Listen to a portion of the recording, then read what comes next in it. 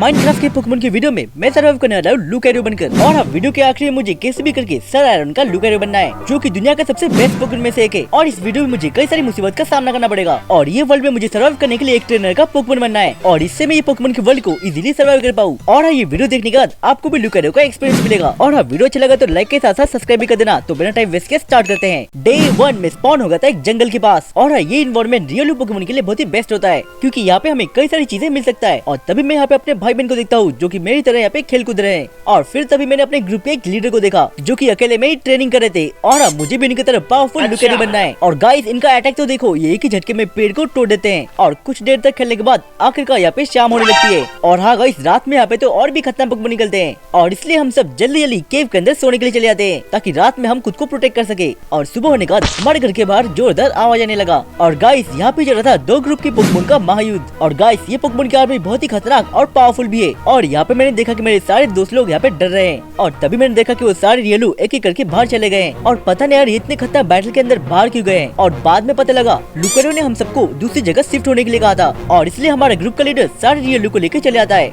लेकिन इन सब के बारे में मुझे पता नहीं था और मैं ये बैटल के बीच अकेला रह गया। और हाँ, मुझे इनकी बैटल के बीच कैसे करके बच के निकलना होगा। और मैं जल्दी से बचते बचते वहाँ से निकल जाता हूँ और पता नहीं क्या मैं उनसे फिर से मिल पाऊंगा या नहीं। और इसलिए मुझे अपने आप को खुद से ट्रेन करना होगा, ताकि मैं इसे खतरनाक पोकेमोन से इजीली बच पाऊँ। और सबसे पहले मुझे अपने फ्रेंड लोगों को ढूंढना होगा। और गाइस, तभी मैंने यहाँ पे बड़ा सा तालाब देखा। शायद हमारा ग्रुप का लीडर इसे ही पार करके गया हो। और हाँ, मुझे ये तालाब को पार करने के लिए सबसे पहले एक नाव बनाना होगा और इसलिए मैं सबसे पहले लग जाता हूँ लकड़ी तोड़ने में।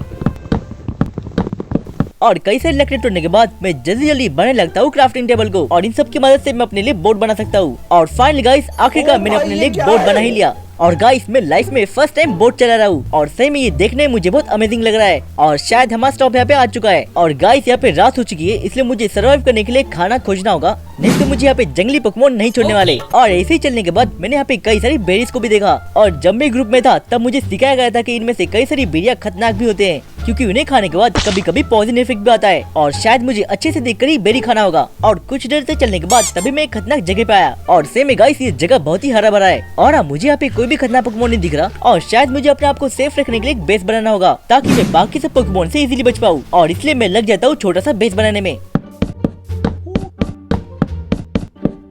और फाइनल गाइस, आखिरकार मैंने अपने एक घर बना ही लिया। और चलो यार, सुबह होने के बाद मिलते हैं। और फाइनल गाइस, यहाँ पे सुबह हो चुका है और मुझे जल्दी जल्दी अपने आप को ट्रेन करना होगा, ताकि मैं खतरनाक पोकेमोन को हराकर पावरफुल बन जाऊँ। और गाइस, आगे चलने के बाद मैंने यहाँ पे एक पिरामिड की तरह एक माउंटेन देखा और शायद वहाँ पे आने पे मुझे कुछ ना कुछ मिल सकता है। और गाइस, ये देखो यार, ये तो पोनीटा पोकेमोन है। और हाँ गाइस, मुझे फायर टाइप पोकेमोन से दूर रहना पड़ेगा, नहीं तो वो हमें इजीली हरा सकते हैं। और गाइस, जब मैं उस पिरामिड के पास जा रहा था तब मेरे ऊपर हो जाता है एक खतरनाक हमला।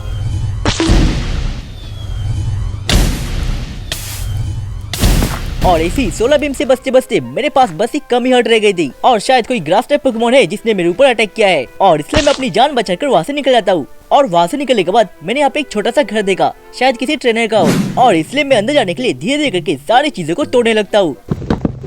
और घर पे आने के बाद मैंने यहाँ पे एक आयरन गोलम को भी देखा और शायद वो घर की रक्षा कर रहा हो। और इसलिए मैं घर के नीचे जाकर कई सारे सामान को उठा लेता हूँ। और हाँ गाइस, मुझे यहाँ पे फ्री का केक भी खाने को मिला। और कई सारे सामान को तोड़ने के बाद मैं वहाँ से निकल जाता हूँ। और हाँ गाइस, निकलने से पहले मैंने यहाँ पे एक ट्रेनर को देखा और शायद लगता है कि ये घर की मालकिन है और इसलिए मैं धीरे धीरे करके इस घर से निकल जाता हूँ। और गाइस, ऐसी कुछ देर चलने के बाद मैंने यहाँ पे बड़ी सी नदी को देखा और शायद मैं ये नदी को पार करके अपनी ट्रेनिंग को स्टार्ट कर सकता हूँ। और सही में गाइस, ये जगह बहुत ही खतरनाक है। और गाइस, ये रहा कैंटो रीजन का पिज्जोटो पोकेमोन। और पता नहीं गाइस, यहाँ पे मुझे कौन से पोकेमोन देखने को मिलेगा। और यहाँ पे मुझे कई सारे पिज्जोटो देखने को मिले और पता नहीं गाइस, मुझे और कितना टाइम लगेगा ये नदी को पार करने में। और सही में गाइस, मैंने ऐसे टाइप का पेट फर्स्ट टाइम ही देखा। और गाइस, जब मैं आगे चल रहा था तब मेरे पीछे 3 गैरोस लग गए और शायद लग रहा है कि आज ये मुझे खाकर ही छोड़ेंगे। और हाँ गाइस, मुझे अपनी जान बचाकर यहाँ से निकलना होगा और इसलिए मैं जल्दी जल्दी नाव चलाकर यहाँ से निकल जाता हूँ। और गाइस, अब मैं जमीन पे आ चुका हूँ, अभी तो मुझे गैरोस फॉलो भी नहीं कर पाएंगे। और गाइस, ये जगह दिखने में कुछ ज्यादा ही खतरनाक दिख रहा है और यहाँ पे रात भी होने वाली है और शायद मुझे अपने लिए एक घर बनाना होगा और इसलिए मैं सर्वाइव करने के लिए एक घर बना लेता हूँ। तो गाइस, मेरे पास लकड़ियाँ कम हो चुके हैं, तो मैं आज की रात यहाँ पे ही सर्वाइव कर सकता हूँ।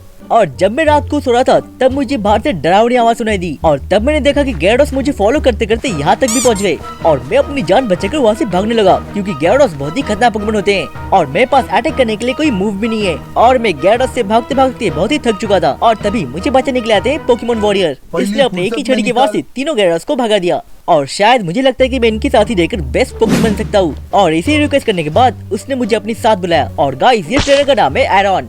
और गाइस ये रहा एक महल और मास्टर एरन यहाँ के वॉरियर है और मास्टर एरन ने मुझे इस महल के अंदर बुलाया और ये रही इस महल की प्रिंसेस और ये लाल कलर का कपड़े वाला बंदा एक बटलर है और मास्टर एरन ने मुझे कहा कि मुझे इन सब की रक्षा करना चाहिए और इन सब से ही मैं अपने आप को ट्रेन कर सकता हूँ। और कुछ दिनों के बाद कई सारे पोकेमॉन महल की तरफ आने लगते हैं और हम दोनों महल की रक्षा के लिए इनके ऊपर अटैक करते हैं और इसी तरह कई सारे पोकेमॉन को हराने के बाद आखिरकार मैं रियोलिस से बन जाता हूँ लुकेरियो में। और लुकेरियो बनने के बाद मास्टर एरन ने मुझे कई सारे ऑरा पावर भी सिखाया और हम ऑरा पावर को समझने के लिए कई दिनों तक ट्रेनिंग की और ये सब ट्रेनिंग करने के बाद आखिरकार मैं ऑरा मास्टर बन गया और ये सब पावर की मदद से मैं टेलीपैथी से बात भी कर सकता हूँ। और मास्टर एरन और मैंने कई टाइम मेहनत करने के बाद अपने लिए एक घर भी बनाया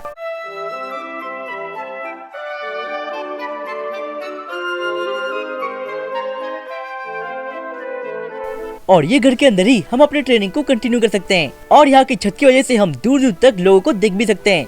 लेकिन कुछ टाइम के बाद यहाँ पे खतरनाक पोकेमॉन बैटल होने लगता है और ये बैटल के अंदर कई सारे पोकेमॉन महल को तोड़ने भी आए थे और जब हम इन सबको रोकने जा रहे थे और तभी मास्टर एरन ने मुझे अपनी ऑरा पावर की मदद से अपनी छड़ी के अंदर कैद कर लिया और तभी वो छड़ी को छोड़कर वहाँ से निकल जाते हैं और यहाँ पे कुछ कारण के चलते ये पोकेमॉन बैटल रुक गया और फाइनली कुछ दिनों के बाद मैं इस ट्रिक से बाहर निकल गया और बाद में मुझे पता लगा कि मैं 10,000 साल तक इसी छड़ी के अंदर कैद में था और मुझे ऐश नाम के बच्चे ने इस छड़ी से बाहर निकाला और मैं जल्दी जाकर अपने बने हुए घर पे जाने लगा और यहाँ पे मैं बहुत ही उदास हो चुका था क्योंकि मास्टर ने मुझे इस छड़ी के अंदर कैद में रखा था और उस जगह की प्रिंसेस ने मुझे इन ट्रेनर की हेल्प करने के लिए कहा ताकि मैं अपने ऑरा पावर की मदद से इनकी पोकेमॉन को ढूंढ पाऊँ। और सुबह होने के बाद हम सब निकल पड़ते हैं इनकी पोकेमॉन को खोजने के लिए और मुझे ये भी जानना था कि सर एरन ने मुझे कैद में क्यों रखा था और फिर मैं अपने ऑरा पावर की मदद से इनकी पोकेमॉन को खोजने के लिए निकलता हूँ और सही में मुझे यहाँ पे आते हुए बहुत ही टाइम हो चुका है और फाइनल गाइस आखिरकार हम उस माउंटेन में पहुँच गए और वहाँ पे पहुँचने के बाद हमारा सामना होता है रेजियाइस से और मुझे ये सारे ट्रेनर को ये रेजियाइस से बचाना होगा और मैं अपने ऑरा स्पेयर की मदद से ये पोकेमॉन को भगा देता हूँ और अगर यहाँ पे रेजियाइस भी है तो यहाँ पे बाकी रेजिस भी यहाँ पे आते ही होंगे